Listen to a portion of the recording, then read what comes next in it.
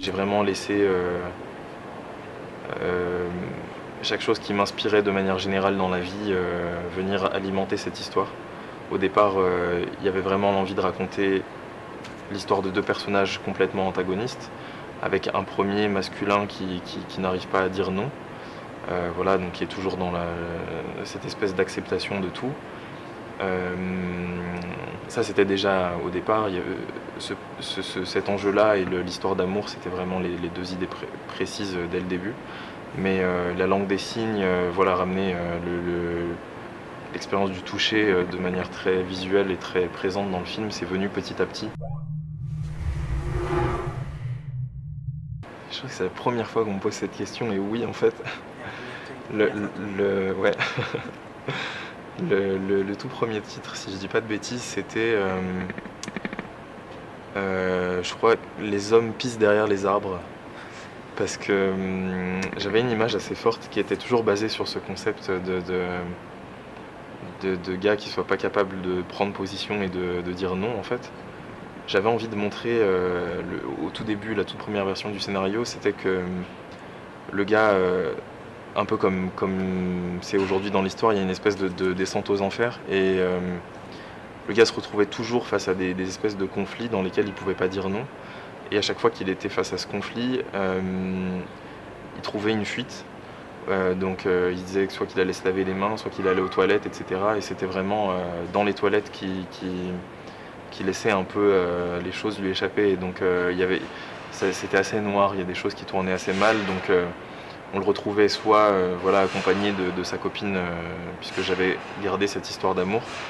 Et il l'a laissé à un moment pour aller se mettre derrière un arbre, enfin dire qu'il allait pisser derrière un arbre, et puis en fait voilà, on le voyait pleurer, et puis il n'était pas capable d'assumer ses émotions, donc il allait se cacher derrière un arbre, d'où mon titre fabuleux.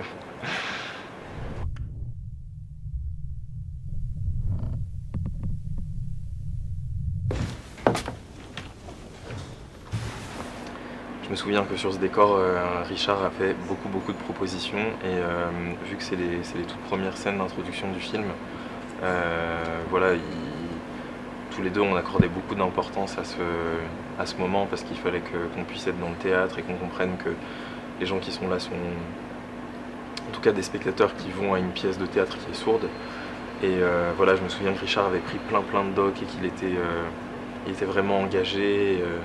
Et c'était assez génial de travailler avec lui, parce que on s'était rencontrés sur le premier long métrage sur lequel j'ai travaillé. C'était mon premier boulot en sortant de l'école en 2008. Et il était chef décor à l'époque. Et donc là, c'est moi qui devenais son chef, alors que Richard, voilà, c'est quelqu'un qui a énormément travaillé dans l'animation. Il a travaillé avec Michel Oslo par exemple. Voilà, donc c'était très émouvant en fait de partager tout ce travail avec lui, parce que voilà, déjà on est très proches, et je crois que le propos de mon film nous parle particulièrement sur ces enjeux de communication par rapport aux gens, voilà. Alors moi, ce qui m'intrigue en fait, c'est que les deux personnages âgés du début ressemblent en fait aux deux personnages principaux de l'animation. Et ben c'est assez génial, parce que je crois que c'est la première fois qu'on me fait cette remarque, alors que pour moi il y avait, comment dire, je fantasme toujours quand j'écris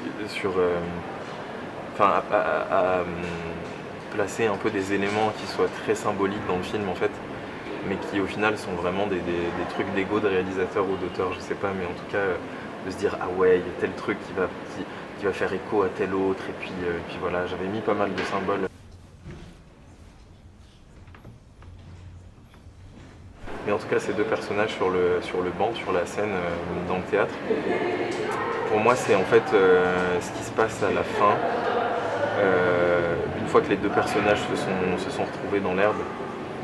j'avais quasiment envie de boucler le film après le générique, refaire un plan sur lequel on retrouve exactement cette scène du théâtre, mais cette fois dans la vraie vie, et qu'on se rend compte que c'est juste une mise en abîme et que les personnages qui sont sur le théâtre, dans le théâtre au début, c'est exactement les personnages qu'on voit évoluer pendant tout le film.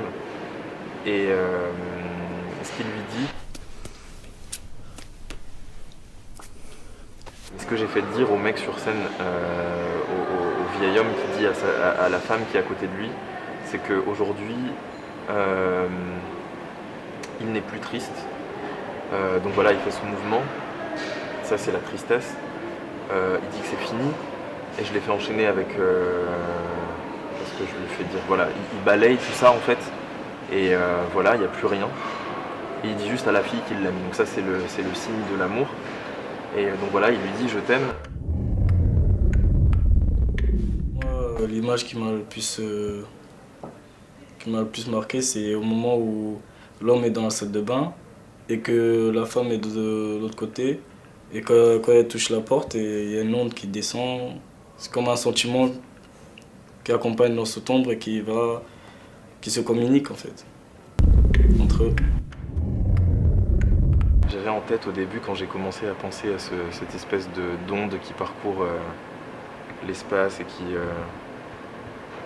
nous amène à rejoindre en fait ces deux personnages, je m'étais dit, je vais essayer de faire un film. Enfin, j'ai essayé de faire un film. En tout cas, pour ces moments de matière qui vibre et de choses qui se traversent comme ça, je pensais à plein de trucs un peu trop grandioses, grandiloquents, avec la route qui se déforme complètement, les voitures qui sont ballottées comme ça par l'onde qui traverse, les câbles des poteaux électriques qui se cassent et qui tombent par terre en faisant des étincelles, etc. J'étais un peu en mode Hollywood dans ma tête quand j'ai réfléchi à tout ça. Et finalement, voilà, j'ai fait quelque chose de plus simple et c'est pas plus mal, puisque du coup, ouais, ça me plaisait d'avoir des gros plans et puis juste des espèces de moments où on sent que quelque chose se passe, mais sans forcément aller dans quelque chose de trop grandiloquent.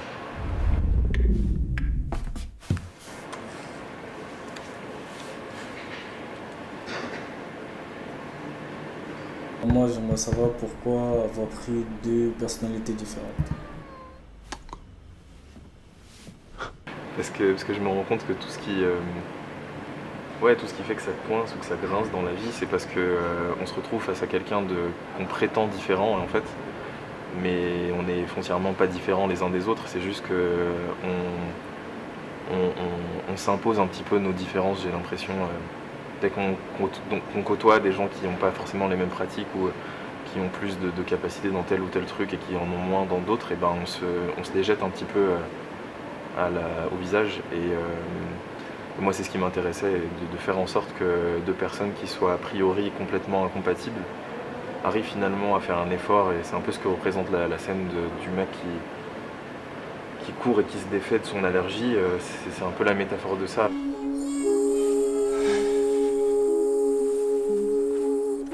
Ah, c'est une bonne question. Ouais. Non, je pense que en fait, instinctivement, j'ai tendance à un peu voilà, me servir et puiser dans ces trois casquettes. Je sais pas si... Moi, je vois pas ça comme trois rôles distincts, en fait. J'ai développé le dessin et la danse vraiment en parallèle quand j'étais plus jeune. Donc aujourd'hui, pour moi, l'animation, c'est quasiment de la danse. Parce que j'ai beaucoup de mal à créer un mouvement sans l'avoir compris physiquement. Donc je suis toujours en train de mimer et en train d'essayer de trouver physiquement comment mon personnage peut fonctionner. Donc pour moi, tout est lié. Du coup, il y a quasiment... Ouais, je crois qu'il y a quasiment pas de distinction entre ces trois métiers, on va dire, entre guillemets. Je dessine en dansant. Moi, ce qui m'intrigue, c'est la couleur du personnage quand il fait ses crises d'allergie. Oui, alors sur la couleur du personnage, c'est marrant parce que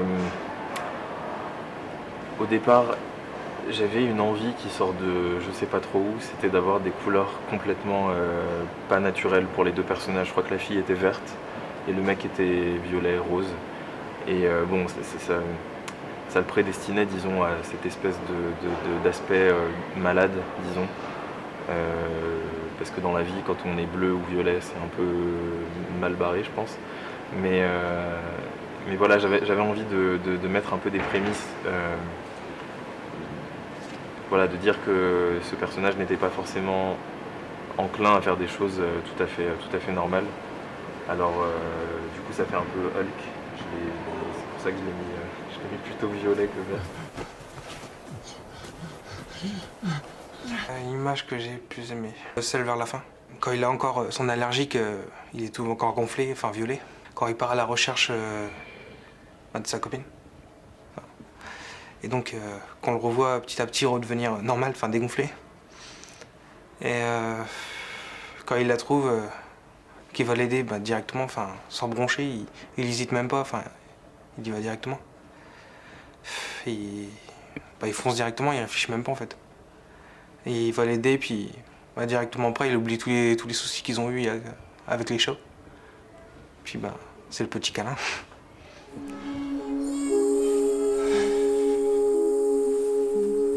Moi, ce que j'ai remarqué dans le film, c'est que malgré le fait qu'ils ne puissent pas se parler, ils se comprennent super bien parce qu'ils utilisent des gestes, des mouvements de leur corps et de leur visage.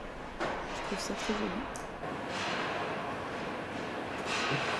Ok, alors du coup par rapport au fait que les personnages se comprennent sans vraiment se parler, ouais, je crois que, bon alors déjà ça me fait plaisir si on ressent ça. Et l'enjeu en fait là-dedans, pour moi dans le film, c'était c'est pas vraiment un enjeu, c'est plutôt quelque chose que je fantasme parce que j'ai jamais été très fort avec les mots de manière générale dans les relations humaines. Je trouve que c'est super compliqué. Et voilà, j'aimerais bien que la vie soit assez simple comme ça et qu'on n'ait pas forcément à se parler pour réussir à s'entendre et à s'écouter bizarrement. Ouais, de réussir à trouver quelque chose de beaucoup plus intuitif, animal, corporel, je sais pas. Donc bon, en tout cas c'est cool si ça se ressent dans le film. Et ouais, ce serait bien qu'on développe tout ça comme ça, les ondes.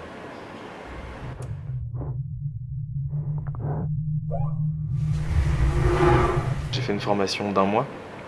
J'aurais aimé faire plus, mais bon, 1 mois c'était déjà beaucoup de travail. C'était super fatigant parce qu'en fait on se rend compte qu'on n'a pas du tout l'habitude de servir de nos yeux comme peut le faire un sourd ou en tout cas quelqu'un qui signe, parce que il faut vraiment se concentrer sur voilà, physiquement sur l'autre, alors que quand on parle comme je suis en train de le faire, voilà, on a plus l'habitude de servir de nos oreilles et donc on peut laisser notre regard vagabonder, etc. Et surtout on peut laisser notre esprit vagabonder. Quand quelqu'un nous parle, on n'est pas forcément attentif à ce qu'il nous dit. En tout cas on peut faire semblant de l'être en disant mais en pensant complètement à autre chose. Dans la langue des signes, ça se voit tout de suite si on triche.